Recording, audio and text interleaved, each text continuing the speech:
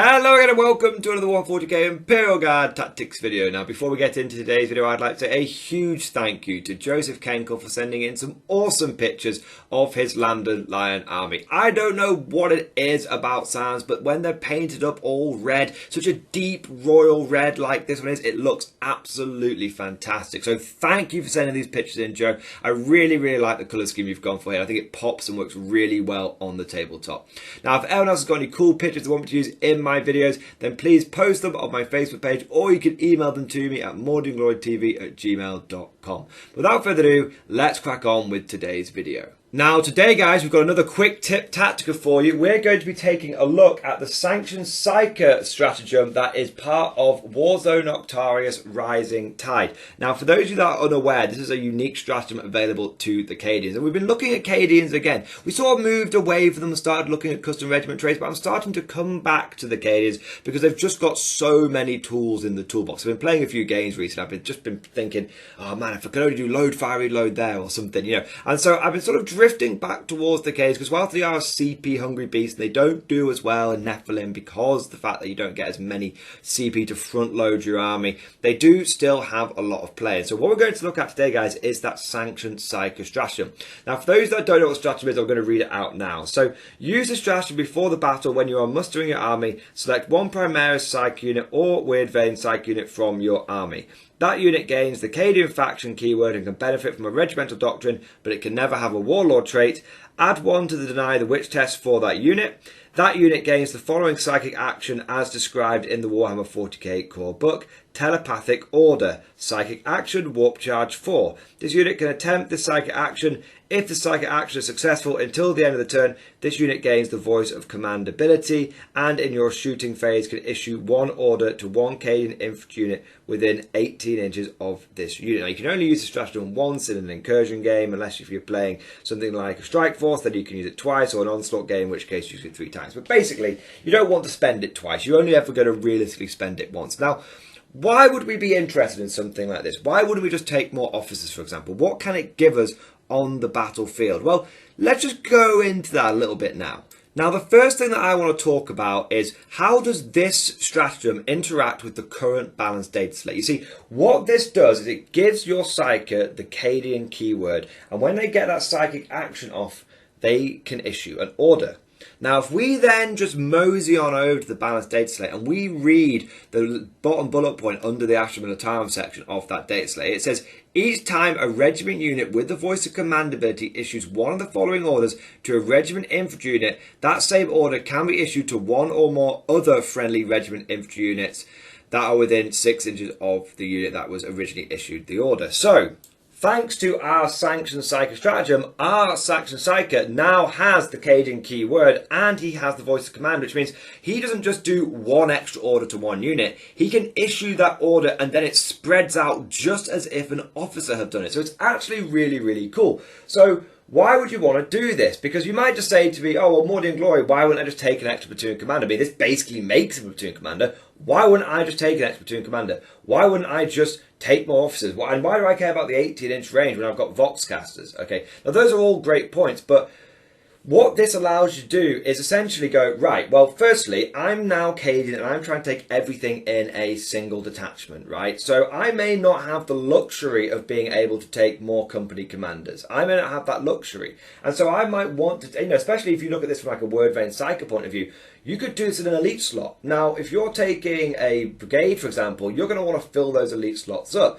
This helps you with that. Also, you might be taking your pure infantry army and you might be taking 2 detachments. But you don't want to take like a Lord Commissar because he's kind of useless. Okay, well then we'll take a sanctioned Psyker instead. So it works both ways. Either it helps you spread out into a couple of detachments, you've got that flexibility without having to take a useless tax HQ choice, or it allows you to actually keep things all in one detachment. Depends how you want to use it, because it's, like I said, it's Primaris Psyker and it's Weird Vein Psyker. Another reason is quite simply not every unit that you're going to want to issue orders to is going to have a Voxcaster. There's going to be times when you just want to be able to just like order that special weapons squad over there. Maybe it's coming on a flank, maybe it's jumped out, maybe the Voxcasters have died. Okay, there's going to be plenty of instances where you're going to have to make difficult choices between, like, do I keep the plasma gun or do I keep the Voxcaster?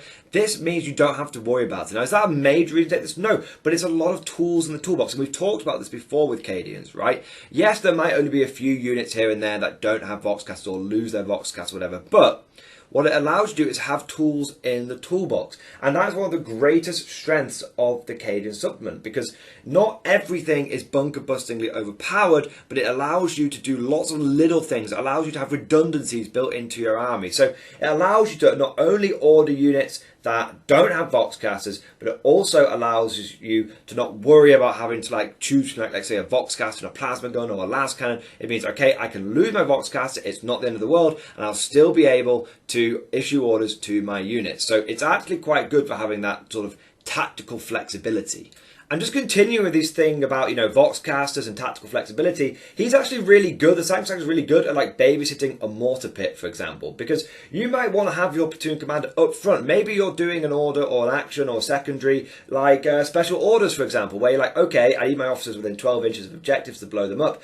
But I've got this platoon commander back here who's babysitting these mortars, but that means I haven't got anyone near the front lines to do special orders. I haven't got as many slots because I've been, as many officers as I'd like, because I've been cramming everything into like one detachment.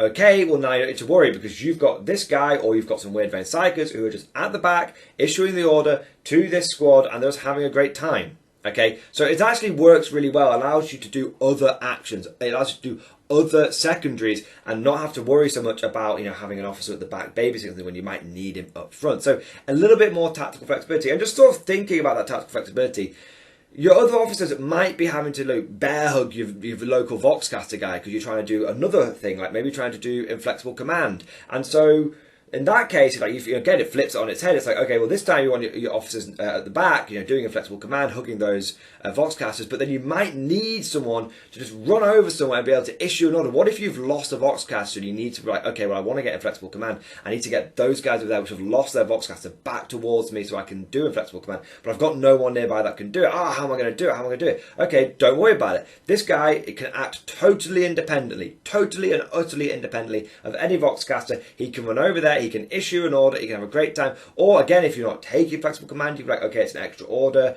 and he just happens to be on a flank, he runs over there, he casts his order, great, and now that unit moves, gets you some boots on the ground or something like that. My point is it just allows you to have an order wherever you need it, whenever you need it. It's just really, really good to have that extra little bit of tactical flexibility, and as we said, extra bit of order potential as well. Another great reason for taking this guy, and it seems like just a little one, but actually it's quite big, is that +1 to deny the witch test. I mean, there are loads of armies out there that have got psychic secondaries now thanks to Nephilim, okay? For example, look at Harlequins. They want to do Weave Veil, right? Now, if they're able to just get Weave Veil off and you can't do anything about it, that's really bad. But if you have ways of interacting with their secondaries, and not only are you able to deny them, but you're actually able to deny them on a +1, you are actually not only thinking about scoring your own points, you're not thinking about doing your own actions, but you're actually messing with your opponent's actions and your opponent's secondaries as well. So that +1 to deny is absolutely not to be underestimated. I mean, think about how many psychic armies there are out there. You've got like Grey Knights, you've got Thousands, both those are doing fine at the moment. You've got Harlequins who are doing fine.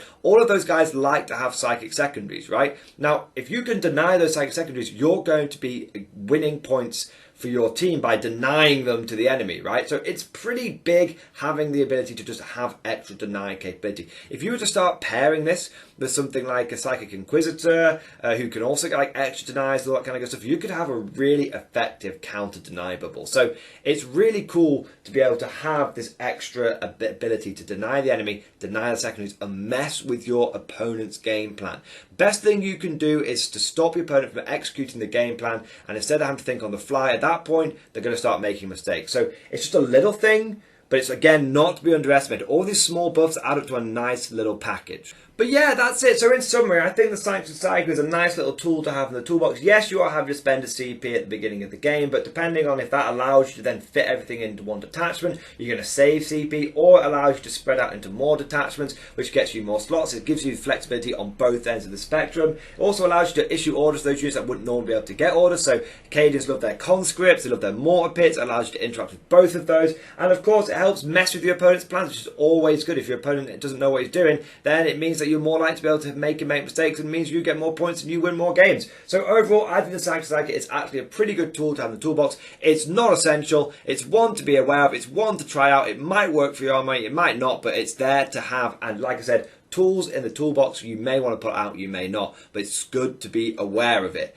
But that's just what I think. Let me know what you think down in the comment section below. Have you used this stratagem? Do you enjoy it? Do you like it? Do you not? What stories have you got that this has actually made a big difference in your game? Or have you found that when you've taken it, you've not really needed it, or it's just popped up every so often and it's been a nice tool to have here and there? Let me know down in the comment section below. If you enjoyed today's video, please consider giving it a like and a subscribe and a comment. Any extra interactivity really helps boost the YouTube algorithm and helps this video do better. So massive thank you to anyone that goes ahead and does that. If you've really enjoyed today's video and you want to see more content like this, then please consider going the extra mile and becoming a Mordian Glory channel member or Patreon supporter. It's thanks to my channel members and my patrons that I'm able to produce this content and bring it to you guys. So if you have enjoyed it and you want to see more of it, then please consider joining and supporting the channel further. And I just want to say a thank you and a shout out to all of our latest channel members and Patreon supporters. So massive thank you to Joe Ken, Aidan, Commissar Falk, Malcolm Brown, Harry Lane, Stable Industry, Spriggs, Uleek and Aston Robinson for joining the channel and doing their part. Thank you guys, I really appreciate it.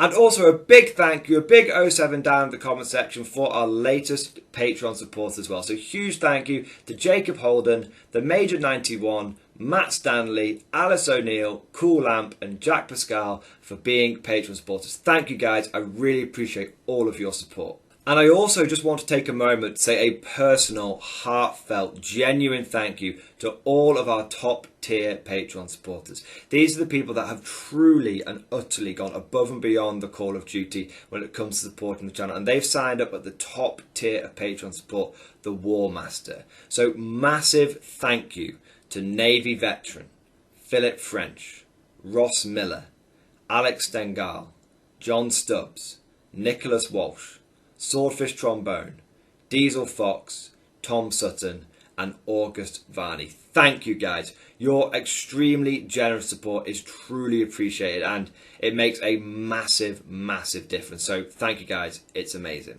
But that's all we've got time for today. I hope you've enjoyed the video and as always, I'll see you guys next time.